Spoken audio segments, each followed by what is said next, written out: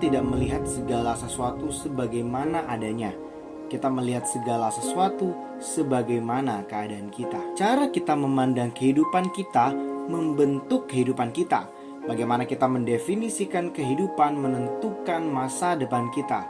Perspektif kita akan mempengaruhi cara kita memanfaatkan waktu, membelanjakan uang, menggunakan talenta, dan menilai hubungan kita.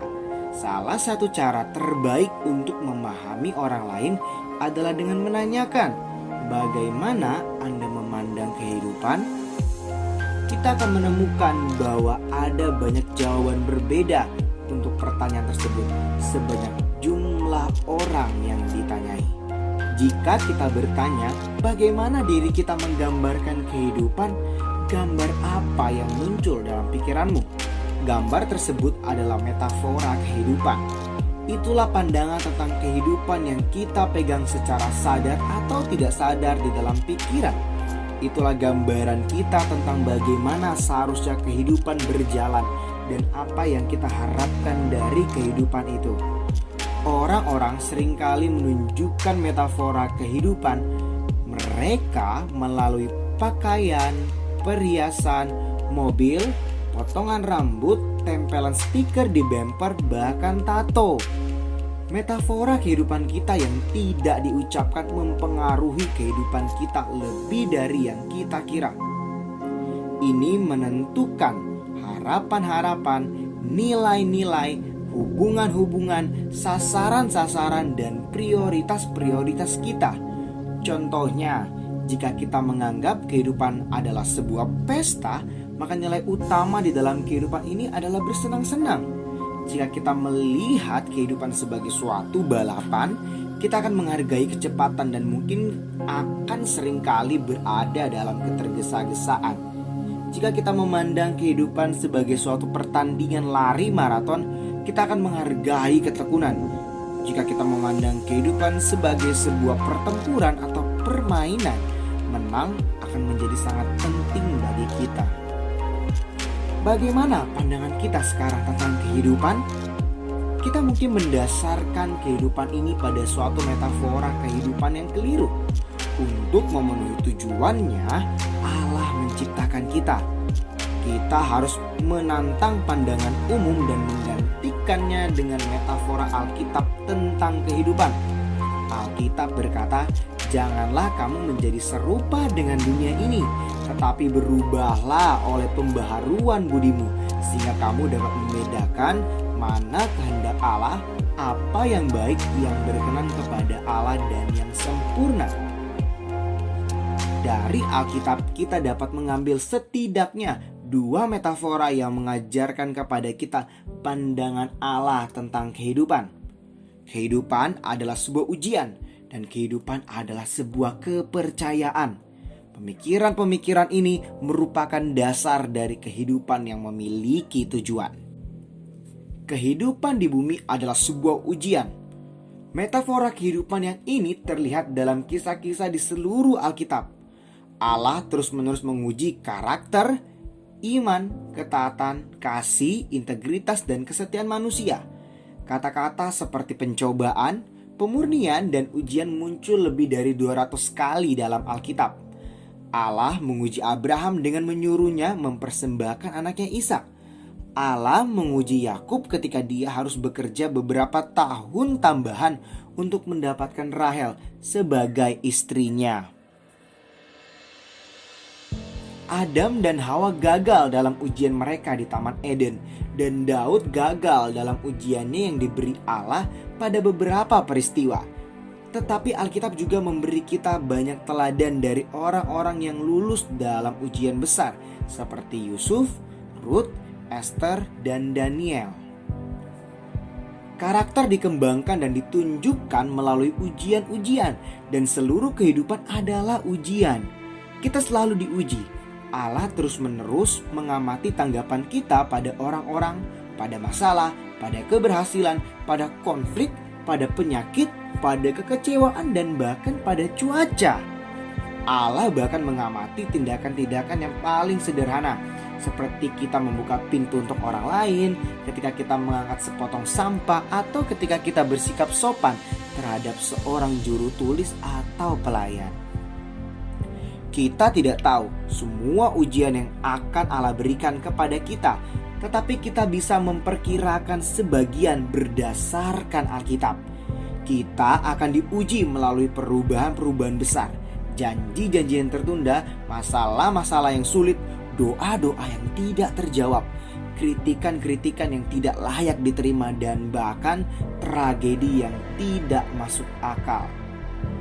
Ujian yang sangat penting adalah bagaimana sepatutnya bertindak ketika kita tidak bisa merasakan kehadiran Allah dalam kehidupan kita. Kadang-kadang Allah dengan sengaja mundur dan kita tidak merasakan kedekatannya. Seorang raja bernama Hizkia mengalami ujian ini. Alkitab berkata, Allah meninggalkan dia untuk mencobainya supaya diketahui segala isi hatinya. Hizkia telah menikmati suatu persekutuan yang dekat dengan Allah.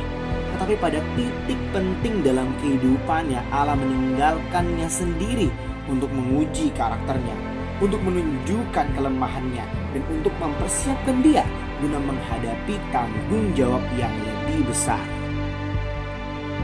Ketika kita memahami bahwa kehidupan adalah ujian, kita menyadari bahwa tidak ada hal yang tidak penting di dalam kehidupan kita. Bahkan kejadian terkecil memiliki arti penting bagi pengembangan karakter kita. Tiap hari merupakan hari yang penting, dan setiap detik adalah kesempatan bertumbuh untuk memperdalam karakter kita, untuk menunjukkan kasih atau untuk bergantung pada Allah. Beberapa ujian terasa sangat berat, sementara ujian lainnya bahkan tidak kita perhatikan. Tetapi semuanya memiliki makna kekal.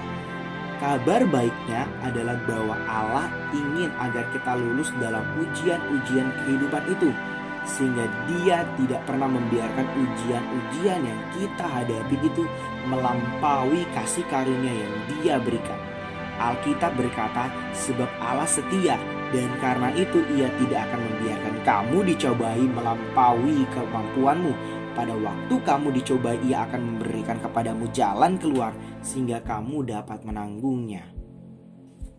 Kehidupan di bumi adalah sebuah kepercayaan. Inilah metafora jenis kedua dalam Alkitab tentang kehidupan.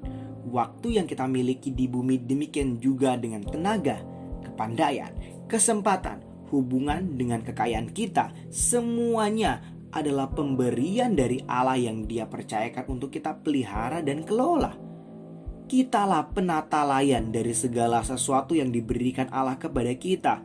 Konsep penata layanan ini dimulai dengan pengakuan bahwa Allah adalah pemilik segala sesuatu dan semua orang di muka bumi.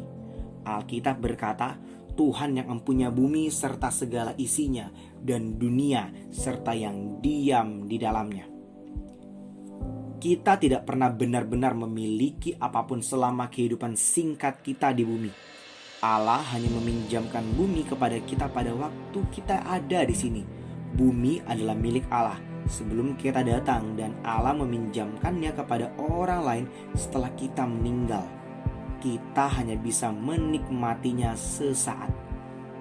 Ketika Allah menciptakan Adam dan Hawa, Dia mempercayakan pemeliharaannya atas ciptaannya kepada mereka dan menunjuk mereka sebagai pengelola atas miliknya. Alkitab berkata, Allah memberkati mereka. Lalu Allah berfirman kepada mereka, beranak cuculah dan bertambah banyak. Penuhilah bumi dan taklukkanlah itu. Aku memberi engkau kuasa. Pekerjaan pertama yang Allah berikan kepada manusia adalah mengelola dan memelihara barang-barang Allah di bumi. Peran ini tidak pernah dibatalkan. Ini merupakan sebagian dari tujuan kita sekarang. Segala sesuatu yang kita nikmati harus diperlakukan sebagai sebuah kepercayaan yang Allah tempatkan di dalam tangan kita. Alkitab berkata, bukan segala sesuatu engkau terima dari Allah. Jadi mengapa mau menyombongkan diri seolah-olah apa yang ada padamu itu bukan sesuatu yang diberi? Budaya kita berkata, Jika engkau tidak memilikinya, engkau tidak akan memperdulikannya. Tetapi orang-orang Kristen hidup dengan standar yang lebih tinggi. Karena Allah memilikinya, saya harus memelihara sebaik mungkin. Alkitab mengatakan orang-orang yang kepada mereka dipercayakan segala sesuatu yang berharga harus menunjukkan bahwa mereka ternyata dapat dipercayai. Yesus seringkali menunjukkan kehidupan sebagai sebuah kepercayaan dan menceritakan banyak kisah untuk menggambarkan tanggung jawab kita kepada Allah. Dalam kisah tentang talenta, seorang pengusaha mempercayakan kekayaannya ke dalam pemeliharaan hamba-hambanya sementara dia pergi. Ketika dia kembali, dia mengevaluasi tanggung jawab setiap hambanya dan memberi mereka upah atas itu. Sang pemilik berkata, "Baik sekali perbuatanmu itu, hai hambaku yang baik dan setia. Engkau telah setia dalam perkara kecil. Aku akan memberikan kepadamu tanggung jawab dalam perkara yang besar.